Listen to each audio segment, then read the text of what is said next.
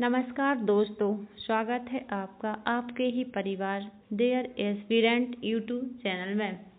आशा करते हैं आप लोग सब बहुत अच्छे होंगे और निरंतर अध्ययन कर रहे होंगे। आज हम हिंदी के कुछ महत्वपूर्ण टॉपिक देखेंगे जो इस प्रकार हैं। हिंदी फारसी भाषा का शब्द है। इसकी उत्पत्ति ईरानियों ने की थी। हिंदी की उत्पत्ति ईरानियों ने की थी और हिंदी दिवस 14 सितंबर को मनाया जाता है और विश्व हिंदी दिवस 10 जनवरी को मनाया जाता है। इसमें बिल्कुल भी कंफ्यूज नहीं होना है कि हिंदी दिवस और विश्व हिंदी दिवस दोनों अलग अलग हैं। हिंदी दिवस 14 सितंबर को मनाया जाता है और विश्व हिंदी दिवस 10 जनवरी को मनाया जाता है। अंतर्राष्ट्रीय मातृभाषा दिवस 21 फरवरी को मनाया जाता है। इसको याद रखना। भारतीय संविधान में हिंदी को मान्यता 14 सितंबर 1949 को दी गई थी और इसी दिन यानी कि 14 सितंबर को हम हिंदी दिवस मनाते हैं। ये थी कुछ महत्वपूर्ण जानकारी जो आप लोग याद रखना। आगे देखते हैं वर्णमाला। वर्णमाला को दो भागों में बांटा जाता है। पहला है स्वर और दूसरा है व्यंजन। स्वर को क्या बोलते हैं? अच बोलते हैं और व्यंजन को हल बोलते हैं। वर्णमाला की परिभाषा। वर्णमाला दो शब्दों यानी कि वर्ण प्लस माला के योग से मिलकर बना है। वर्ण को क्या बोलते हैं? ध्वनि और माला को समुदाय। इसकी परिभाषा है वर्णों के समुदाय को वर्णमाला कहते हैं। और इसकी दूसरी परिभाषा है कि वर्णों के व्यवस्थित समूह को क्या बोलते हैं? वर्णमाला बोलते हैं। भाषा की सबसे छोटी लिखित इकाई वर्ण होती है। भाषा की सबसे छोटी लिखित इकाई वर्ण होती है और भाषा की सबसे छोटी मौखिक इकाई क्या होती है? भाषा की सबसे छोटी मौखिक इकाई ध्वनि होती है। लिखित इकाई वर्ण होती है और मौखिक इकाई ध्वनि होती है। वर्तमान लेखन के आधार पर वर्ण 53 है। वर्तमान लेखन के आधार पर वर्ण कितने हैं? 53 हैं। और पहले कितने थे? पहले लेखन के आधार पर वर्ण 52 थे, जिसमें एक विशिष्ट व्यंजन को जोड़ दिया गया है। और विशिष्ट व्यंजन कुछ इस प्रकार से लिखा जाता है। ये हैं कुछ महत्वपूर्ण टॉपिक। स्वर कितने होते हैं? स्वरों की संख्या 11 होती है। स्पर्श व्यंजनों की संख्या कितनी होती है? 25 होती है। ऊष्म व्यंजनों की संख्या कितनी होती है? 4 होती है।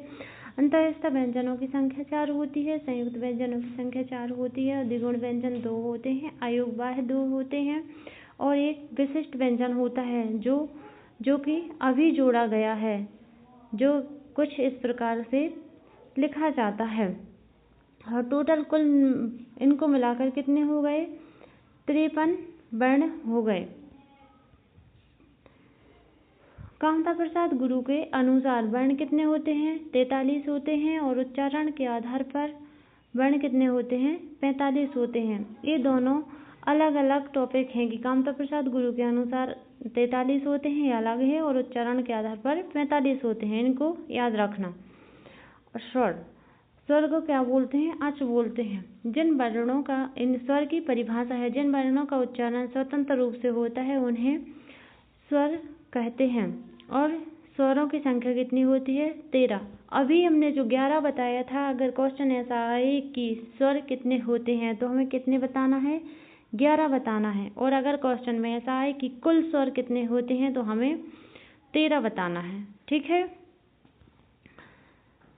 और ये स्वर इस प्रकार हैं। छोटा अ, बड़ा अ, छोटी ई, बड़ी, छोटा ऊ, बड़ा ऊ, री, ए, ऐ, ओ, औ, अं और अह। स्वर 11 हैं। 11 जब होते हैं जब अंग और अहा को नहीं जोड़ा जाता है, लेकिन जब अंग और अहा दोनों को जोड़ दिया जाता है तो स्वर कितने हो जाते हैं? 13 हो जाते हैं। उच्चारण के आधार पर स्वर कितने होते हैं? 10 होते हैं। और उत्पत्ति के आधार पर स्वरों के 2 प्रकार होते हैं। उच्चारण के आधार पर स्वर 10 होते हैं और उत्पत्ति के आधार पर स्वरों के 2 प्रकार होते हैं। उच्चारण के आधार पर 10 होते हैं और मात्रा के आधार पर ही 10 होते हैं। उत्पत्ति के आधार पर पहला है मौलिक स्वर और मूल स्वर। मौलिक स्वर को ही मूल स्वर बोलते हैं। इसकी परिभाषा, जिन वर्णों का निर्माण एक खंड द्वारा होता है उन्हें मूल स्वर कहते हैं। इनकी संख्या कितनी होती है? 4 होती है। अ, ई, उ और ऋ, जो इस प्रकार है। और दूसरा है संधि स्वर। संधि स्वर की परिभाषा, जिन स्वरों का निर्माण दो खंड के द्वारा होता है उन्हें संधि स्वर कहते हैं। इनके 2 प्रकार होते हैं। संधि स्वर के कितने प्रकार होते हैं? 2 प्रकार होते हैं। पहला है सजातीय स्वर और दूसरा होता है विजातीय स्वर। सजातीय स्वर की परिभाषा, जिन स्वरों का निर्माण दो समान जाति के योग से होता है उन्हें सजातीय स्वर कहते हैं। इनकी संख्या कितनी होती है? 3 होती है। बड़ा आ, बड़ी ई और उ। बड़ा आ किसके योग से बनता है? छोटा आ प्लस छोटा आ। इसके योग से क्या बनता है? बड़ा आ बनता है। और बड़ी ई किसके योग से बनता है? छोटी ई प्लस छोटी ई, जिससे बड़ी ई का निर्माण होता है। और बड़ा ऊ, छोटा ऊ प्लस छोटा ऊ, इनसे मिलकर क्या बनता है? बड़ा ऊ बनता है। दूसरा है विजातीय स्वर। इसकी परिभाषा, जो स्वर विभिन्न जाति के योग से निर्मित होते हैं उन्हें क्या बोलते हैं? विजातीय स्वर बोलते हैं। बी मतलब विभिन्न और जाति मतलब जाति। इनकी संख्या कितनी होती है? 4 होती है। इन्हें विजातीय स्वर को ही संयुक्त स्वर कहा जाता है। इसको देखते हैं। ए किससे मिलकर बनता है? छोटा आ प्लस ई से। और आप लोग जानते ही होंगे कि छोटा आ का उच्चारण कंठ से होता है और ई का उच्चारण कहाँ से होता है? तालु से। इसीलिए ए का उच्चारण कहाँ से होता है? कंठ और तालु से। ऐ किससे मिलकर बनता है? छोटा आ प्लस ए। और जैसे कि आपको पता ही है कि अभी बताया कि ये आ का उच्चारण कहाँ से होता है? कंठ से। और ए का उच्चारण कहाँ से होता है? तालु से। इसीलिए इसे भी कंठ और इन दोनों का उच्चारण कहाँ से होता है? कंठ और तालु से। दूसरा कंठोष्ठ। ओ का किससे मिलकर बनता है? छोटा आ और ऊ। छोटा आ प्लस ऊ से मिलकर ओ का निर्माण होता है। और छोटा आ प्लस ओ से मिलकर औ का निर्माण होता है।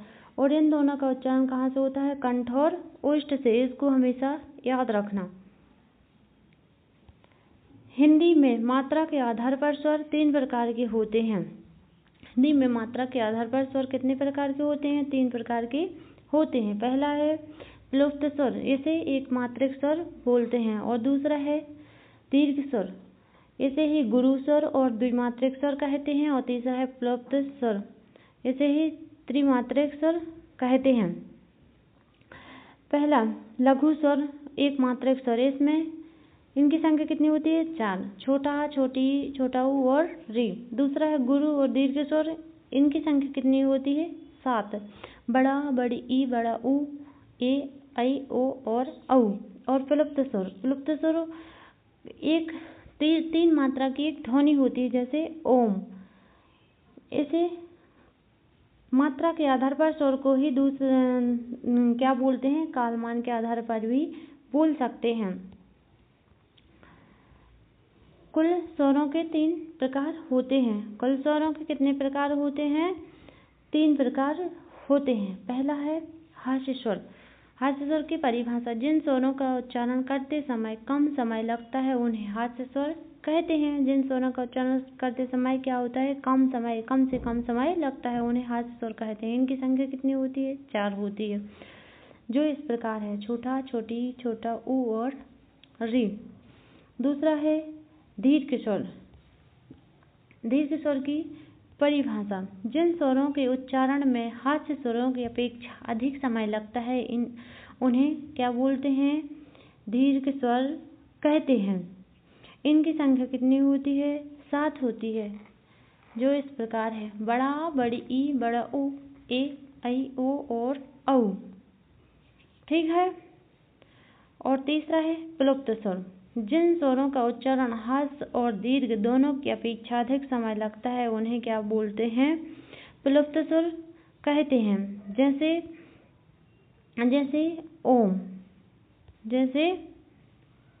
ओम। धन्यवाद दोस्तों। आगे अब अगली क्लास में मिलते हैं।